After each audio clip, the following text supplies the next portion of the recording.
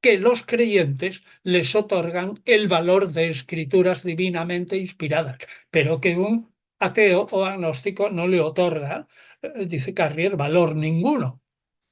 Que los evangelistas son los que modelan ficticiamente la figura de Jesús, que los evangelios deben ser entendidos alegóricamente, que además el Nuevo Testamento refleja las luchas de las primeras comunidades entre sí por el control y la supremacía, hizo que los seguidores de estas ficciones literarias creyeran en esa figura histórica. Es decir, hubo un núcleo y para mandar en ese núcleo, pues se cree que el fondo es verdad. Eh, la tesis de Carrier es su prueba de que la moderna argumentación en favor de la existencia histórica de Jesús se basa en métodos erróneos, es decir, lo mío y la de toda la investigación. O mejor, que el consenso actual de los estudiosos sobre la existencia de Jesús no tiene en cuenta el cálculo de probabilidades de cada uno de los argumentos que presenta en pro de la existencia de Jesús de Nazaret.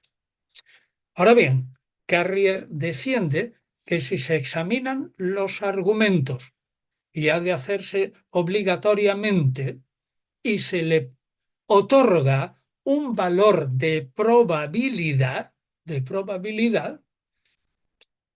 el examen de los argumentos y del valor de probabilidad de cada uno, o sea, probabilidad de que el argumento sea real y constriñente, conduce al historiador a a la postulación teórica de que Jesús nunca existió porque no puede probarse. En efecto, si se argumenta, se toman, perdón, los argumentos, ¿no? En pro y en contra de la existencia del personaje.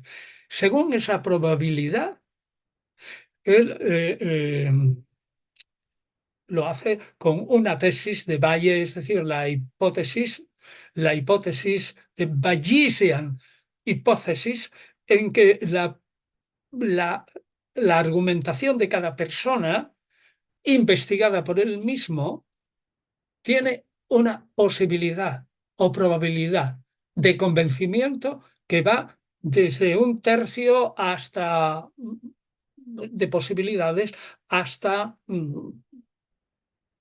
12.000. Pero resulta que cuando los examinas todos, la posibilidad, el índice de probabilidad de esas estadísticas es mínimo.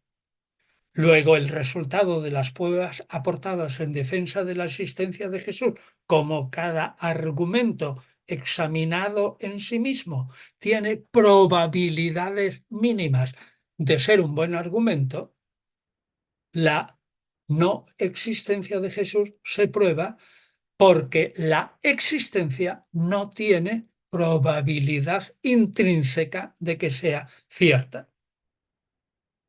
Entonces, mi crítica a Carrier, e insisto, que muy cuestionada por él, es la imposibilidad factual de que los evangelios sean una figura o una mera ficción literaria.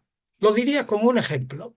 Ustedes saben que ahora tenemos la inteligencia artificial, que en el fondo no es nada más que un super mega computador que en un momento puede tener la extensión de un pueblo entero y que traga en el desayuno, en su desayuno, pues toda la Biblioteca Nacional de España o la del Congreso de los Estados Unidos y previamente se ha digitalizado. Es decir, ese ordenador traga una biblioteca pues en el tiempo en que nosotros desayunamos. Entonces resulta que si yo ahora con toda la inteligencia artificial eliminara todos los libros, los evangelios y todo lo que se ha escrito sobre Jesús, o sea, todo, absolutamente todo, o sea, hago un borrado de la historia del cristianismo y le dijera a la inteligencia artificial, invéntame unos evangelios y les diera pues la figura de Teudas, la figura de Jesús, de Josué y tal y cual, la inteligencia artificial no podría escribir los evangelios porque no tiene material. Es decir, tiene que existir un material previo. Y viene entonces mi argumentación. En la época en la que no había inteligencia artificial, construir los 4 evangelios tan difíciles, tan complejos, tan contradictorios, tan llenos de problemas, que 4 personas se reúnan y construyan los 4 evangelios es absolutamente imposible desde el punto de vista histórico. Es decir, que el origen histórico de Jesús de Nazaret y lo que viene después, Jesucristo, se explica relativamente fácil, si se postula que Jesús de Nazaret, personaje histórico, tras su muerte, un personaje histórico con un montón de anécdotas, dichos y hechos que lo vieron muchas personas y lo oyeron, ese personaje, sin embargo, después de su muerte y por obra de la fe judía, la creencia en la resurrección, y que el Mesías podía ser el primero que resucitara, si es que muere, pues ese personaje es idealizado, magnificado, engrandecido y, en último término, divinizado. Pues si eso explica mucho mejor la figura de Alejandro Magno, con la novela de Alejandro Magno por el pseudo-Calístenes. El pseudo-Calístenes no se inventó a Alejandro Magno, sino que tomó todas las leyendas de Alejandro Magno y formó un Alejandro Magno súper fantástico. Realmente el Alejandro Magno del pseudo-Calístenes no existió, pero el Alejandro Magno, con todas sus debilidades y grandezas, etcétera, etcétera, sí existió. Solo que Alejandro Magno es magnificado, idealizado y casi divinizado por el pseudo Calístenes. Yo soy un partidario convencido de que Flavio Josefo, en su obra Antigüedades de los Judíos, en el libro 18, donde pone, lo vamos a leer, en pie de igualdad a Juan Bautista y a su discípulo Jesús de Nazaret, si se eliminan las glosas, es decir, ampliaciones introducidas fraudulentamente, está de acuerdo la crítica, por los escribas cristianos, nos encontramos con un texto que puede defenderse bastante bien como histórico y que postula la existencia real de Jesús de Nazaret. El texto que nosotros tenemos ahora está evidentemente falsificado. No es el que escribió Flavio Josefo. El que tenemos ahora en la mayoría de los manuscritos dice así: por esta época vivió Jesús, un hombre sabio, si es que se le puede llamar hombre.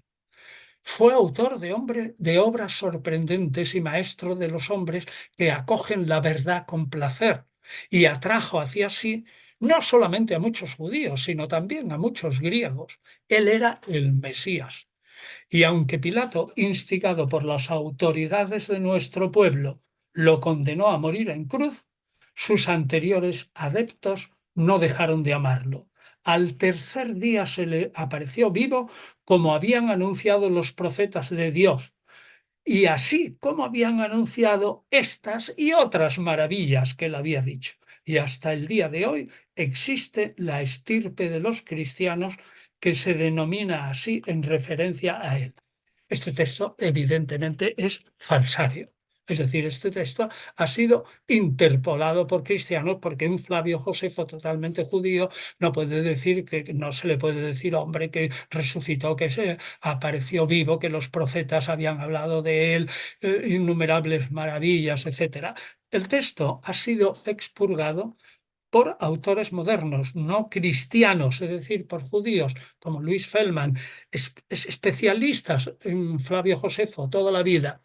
Y dice, probablemente el que salió de la pluma de Flavio Josefo es el siguiente.